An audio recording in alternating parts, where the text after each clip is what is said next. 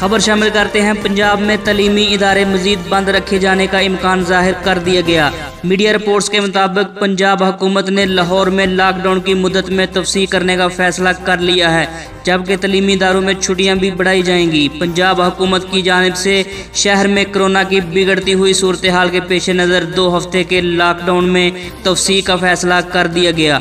जिस इलाके में कोरोना के मरीज ज़्यादा होंगे वहाँ की मार्केट्स भी बंद रहेंगी, जबकि मार्केटों के अंदर मुकर्रर औकात में SOPs के खिलाफ वर्जी करने पर सख्त कार्रवाई अमल में लाई जाएगी। लाहौर में शहरियों के लिए मास्क पहनना लाजमी करार दिया जा चुका है। लॉकडाउन में तफसील के पेश नज़र तलीमी इदारे भी मजीद छुट्टियां बढ़ाने का इम्कान है। वफाकी वज़ीर तलीम शफकत महमूद के मुताबिक तलीमी इदारों को मजीद बंद करने या ना करने का फैसला NCOC के 24 मार्च को होने वाले इजलास में होगा।